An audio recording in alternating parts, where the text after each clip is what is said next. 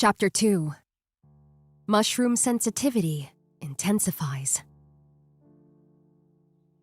Agnes sewed late into the night and ended up making 5 new skirts. She'd managed to make the skirts so much cuter by sewing white lace onto the drab material, or at least she was pretty satisfied with them. Lace had caught on as a fad with commoner women lately, as lace-adorned clothing was seen as somewhat luxurious. Agnes visited town regularly to see what the common folk were up to. She figured that'd help her blend in more easily if she ended up having to return there someday. The new skirts were good quality and should fetch a decent price despite their admittedly bland colors. At any rate, it'd be better than just throwing them out. Filled with a sense of accomplishment that blew away the last dregs of her exhaustion, Agnes decided to head to the shop right away. She washed her face, changed into a simple dress, and opened the front door to make her way to the carriage. But the door opened instead onto a world of bright pink flowers. "Are you Count Lafour's daughter?" Agnes froze as someone spoke to her from beyond the flowers. She looked up and realized the large bouquet was being clutched by a man with black hair and russet brown eyes. With the way he was dressed, he was clearly a member of the aristocracy. She'd never seen this man before, though. Perhaps he's one of Phillip's squires? Agnes had no idea why Phillip would have dispatched his squire to her residence, but he was surely up to no good. The best thing to do would be to avoid engaging with his nonsense altogether. "What do you want? I'm in a hurry. Let me by." As Agnes tried to brush past him, the man forced the bouquet into her hands. "From His Royal Highness." Upon hearing those words, Agnes snapped. Flowers? He thought flowers were a good idea? After he publicly dumped and humiliated me? Tell him to give them to his new woman. I'm just a fake, don't you know? Agnes threw the flowers back at the squire and dashed past, leaping into the safety of her carriage. It seemed she'd accidentally made contact with the young man, however. A cluster of white mushrooms had just sprouted from the toe of his boot. They looked like a clump of Copernellus disseminatus. Agnes pretended she hadn't noticed them. The man was Phillip's squire, so either he already knew about Agnes's strange fungal effect, or he'd be able to find out from Phillip when he returned. Either way, it wasn't her problem. Agnes sighed as the horses set off at a fast trot. What was Phillip thinking? And why now? Was he trying to apologize with flowers? Perhaps he'd been scolded for causing so much trouble, and this was a pathetic attempt to save face. The pink flowers were very lovely, but even the prettiest bouquet lacks appeal when it's a gift from someone you don't care about. The squire would no doubt invoke Phillip's wrath when he returned, flowers still in hand. But that wasn't Agnes's fault. She wasn't obligated to accept Phillip's gift just to cover for a squire she didn't know. I'm going to forget about all this unpleasantness. I have to get these skirts sold. Agnes was still slightly irritated, but did her best to put it out of her mind.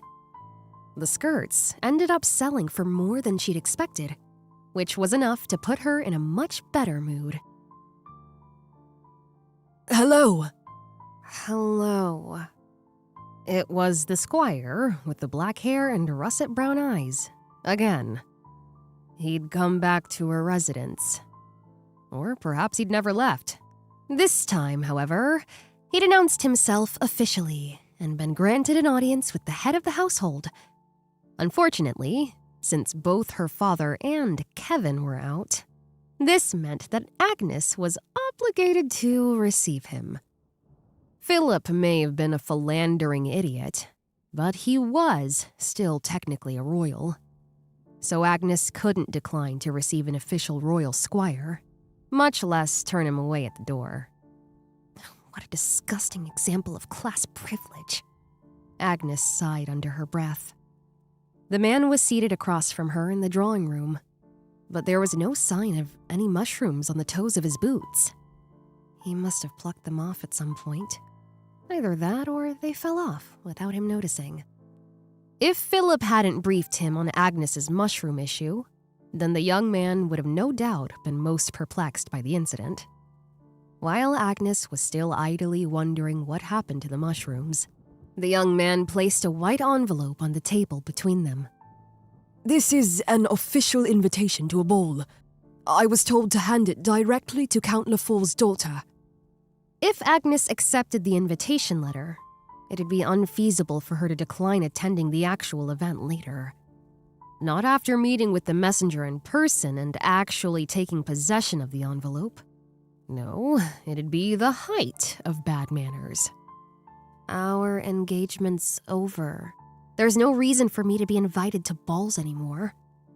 Agnes figured the best thing to do was decline straight away, without even picking up the envelope. But her words seemed to startle the young man. He shook his head earnestly. No, milady.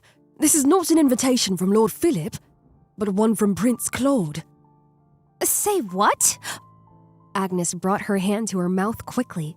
Goodness, I used commoner's speech. It made no sense. And yet, why would a royal squire have been sent to tease and trick her? This had to mean that she really was invited to a ball. And by Prince Claude himself. But that made even less sense.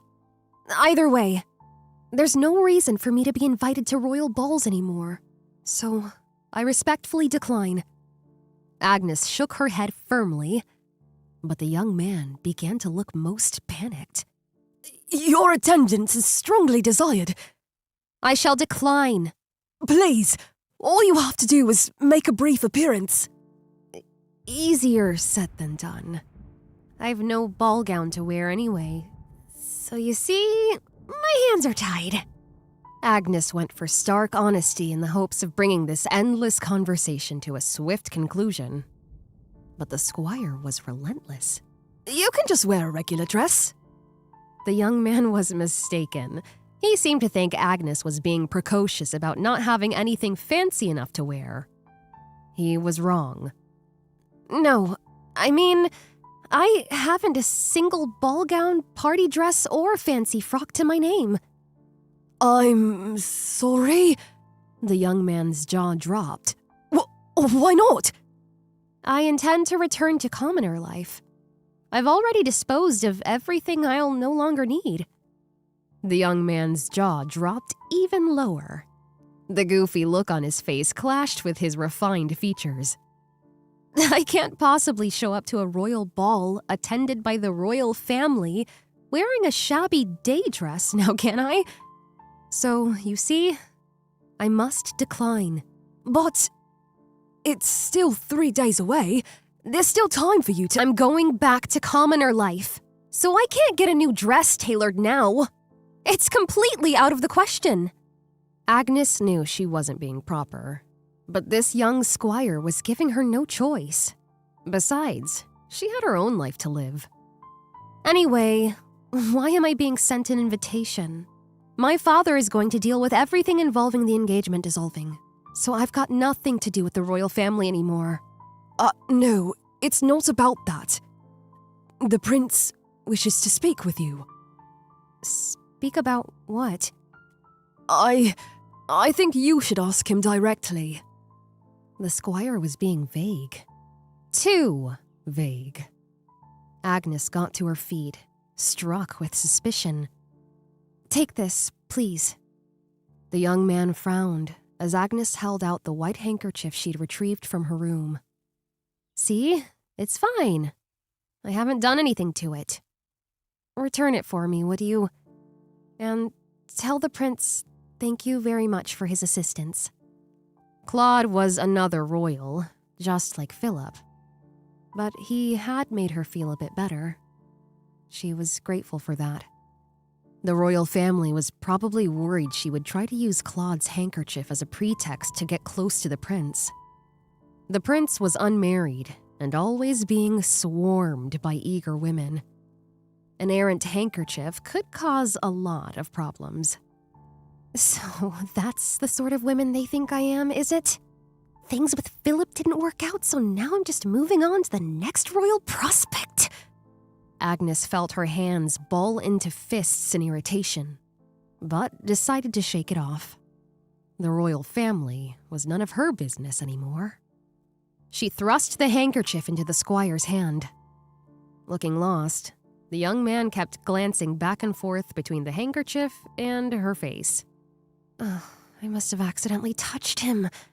An akamomitake mushroom just sprouted from his shoulder. Actually, it was 2 caps that had sprouted. They were a muted yellowish-orange color. That's kind of strange. But luckily he doesn't seem to notice them, so it's not my problem. The 2 mushroom caps seemed to have sprouted into each other and become damaged. Yellowish juice was seeping onto the young man's clothes. But luckily he hasn't noticed it yet, so that's not my problem either. Please, take the handkerchief and leave at once. Agnes stood up again and quickly left the room. She'd no idea why Claude would invite her to a ball. But since he'd gone so far as to have his squire officially call on her, he was probably serious. No doubt she hadn't heard the end of this. Still, wake not a sleeping spirit, and ye shall come to no harm, as the saying goes. Or like tangle not with the royal, and ye shall encounter no strife. The best thing to do, she reckoned, was to leave the royal capital at once, before she brought any further trouble upon her household. Agnes hurried off to her room. She could use the remaining fabric to make another skirt. Agnes, apparently a squire from the palace came to call on you? As soon as Benoit returned home, he came right to see Agnes, who nodded. Over tea, she explained what had happened. As she spoke, the frown line between Benoit's eyebrows grew deeper and deeper. But wouldn't it be very disrespectful to just decline? It's the royal family whose reputation should be besmirched by these events. Phillip was the one who paraded his mistress in a public forum, who broke off a royal engagement in a spurious manner, and the one who called his fiancé a fake to her face at a royal ball of all places. Phillip behaved shamelessly. There's no reason I should have to go, and I would hope the royal family would understand that. Agnes may have been a count's daughter, but she'd been born and raised a commoner. And Phillip was a royal, albeit one on the outer fringes. It was kind of a miracle that they'd ever be engaged in the first place. However, both Phillip and his mother had significant baggage. First off, he'd be obligated to formally leave the royal family upon marriage. That was the key factor that made noblemen hesitant to push their daughters Philip's way. Still, Phillip would go on to inherit the rank of count, and he'd always be considered a treasured relative by the royal family, so it wasn't all bad. But Philip's reputation also preceded him. He was spoiled and childish, and very few young women were willing to deal with that for the rest of their lives. Philip's mother was the king's younger sister, and she'd forfeited her title as a royal princess to marry a commoner. After the wedding, though, she'd backtracked, much to the people's ire. As a result, she too had a reputation for being difficult. So naturally, no one had wanted to deal with Phillip. With few options available to him, he'd eventually landed on Agnes. They probably only want me to go so they can use me as a scapegoat and make a public spectacle out of me. I need to disappear from the public's mind before any of this begins to negatively affect Kevin. But the invitation came from Prince Claude, not Phillip. If he really wishes to speak with you, I think you'd better go and see what he wants. I've nothing to discuss with Prince Claude, or any other royal. Besides, all my dresses are gone now. Why do you always have to rush headlong into things, Agnes? The early bird gets the worm. Anyway, all of my dresses were frightfully boring, thanks to Phillip. I wouldn't have wanted to keep wearing them anyway. Benoit nodded sagely. He'd heard all about how Phillip had ordered Agnes to dress down and tie back her extraordinary hair. I turned a blind eye to Philip's controlling tendencies and the way he forced you to dress down. But now that he's out of your hair for good, why not have some nice new things tailored? I'm happy to get you whatever catches your fancy. Like I keep saying, I won't need them. Can't you just tell them I'm ill, Father? Tell them I've taken to my sickbed. Tell them anything you like. You've been seen dashing about all over town. The lie will never stick. Not unless you really do stay in bed from now on. You know how you tend to stand out wherever you go. It was true that Agnes's bright pink hair drew curious stares wherever she went. And it was also true that she'd been out in town a lot lately, gathering funds for her to return to commoner life. All right, I'll stay at home for a few days and lay low. Maybe it'd be better for her family if she just agreed to go to the ball. Let the royal family satisfy themselves mocking her in public. Maybe then they'd drop it. The only thing was, Agnes didn't think she could stomach any further humiliation. Benoit sighed and finally nodded. All right then. I have to say, I'm not a big fan of the royals at the moment either, after how scandalously my precious daughter has been treated. But you'll have to stay out of sight at least until the day of the ball. 3 days had passed since the royal squire's visit. Agnes had spent all her time at home, diligently sewing in her room. She didn't have any more fabric pieces large enough for skirts, so instead, she'd made hair ribbons and other small accessories to use up the remaining material. You really have become like a seamstress, haven't you? Kevin was sitting in Agnes's room with her again today, sipping tea as he watched her sew away. He was clearly keeping an eye on her, but she didn't mind. She was grateful to have someone to chat with as she worked. Thank you, but I've run out of dress material. I'm going to have to think of the next thing. What do you mean, the next thing? Agnes remained silent. She didn't want to have to deal with Kevin's reaction if she mentioned raising funds for her commoner life again. Just then, Therese came running into Agnes's room, all aflutter. Lady Agnes!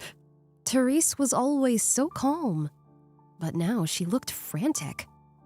Agnes was getting a bad feeling. She could almost feel the mushroom spores gathering. It's the royal squire! Ugh, he's back again. Yes, and more! He's here to take you away, Lady Agnes! What? Agnes and Kevin exchanged confused looks. But they had to go and greet the man.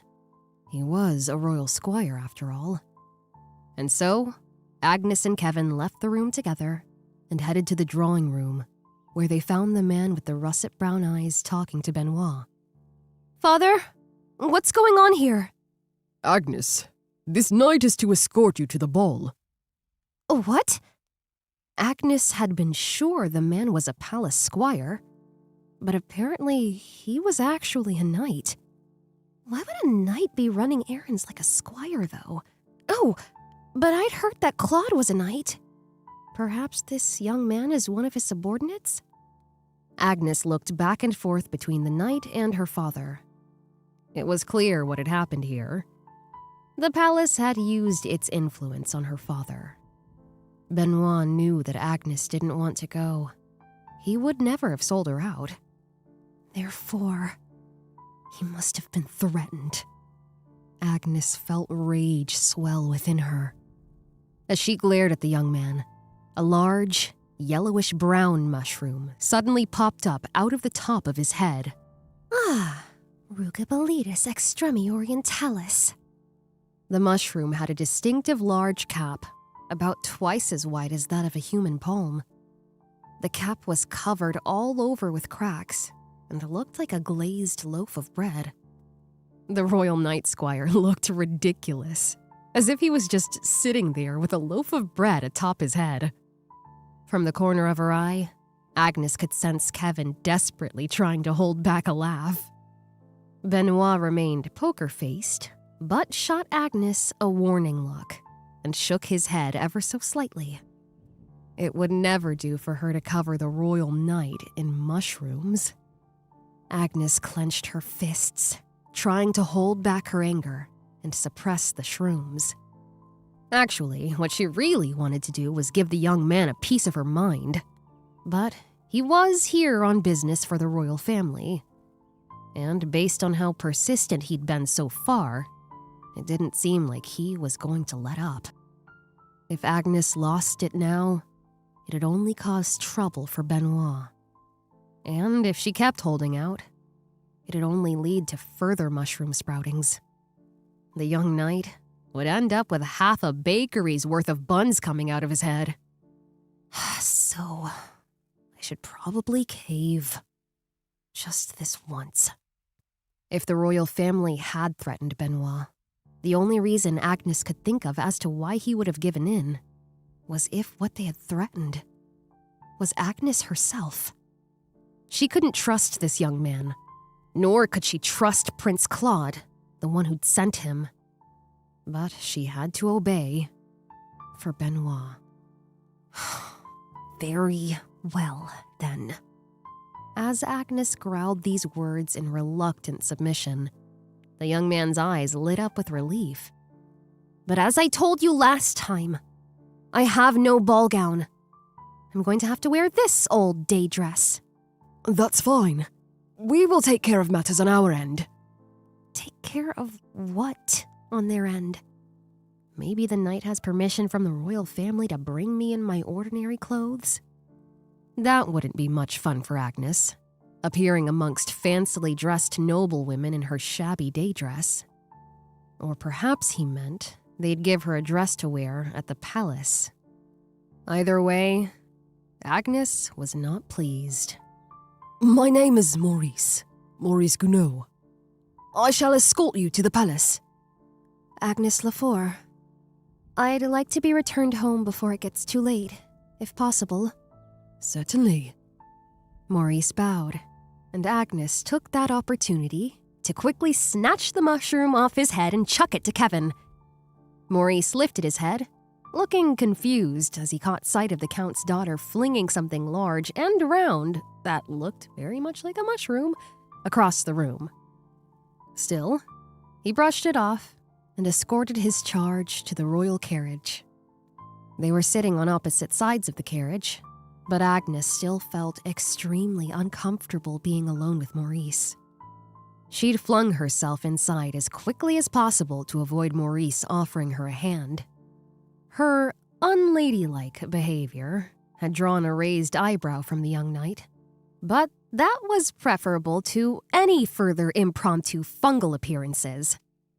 Oh, but how uncomfortable it was being trapped in such close quarters with a man. She never felt nervous around Benoit or Kevin, and as far as men she wasn't related to were concerned, only Phillip had felt safe too. But she'd only met Maurice a few times, and she didn't like him very much. Agnes sighed as two small orange mushrooms suddenly sprouted from Maurice's shoulder. Hygroscybe conica, the witch's hat. They were slimy mushrooms, glistening in the dim light of the carriage. She'd tried to hold the larger mushrooms at bay, hoping that if she let some small ones through, they'd be less noticeable. But this was still no good. In fact, this is bad. Very, very bad. They were on their way to the palace. What would happen if the young man emerged covered in mushrooms when they got there? And he wasn't a mere squire, but a royal knight. That was so much worse. Most people knew about the existence of the protective spirits, but few had ever seen them in action.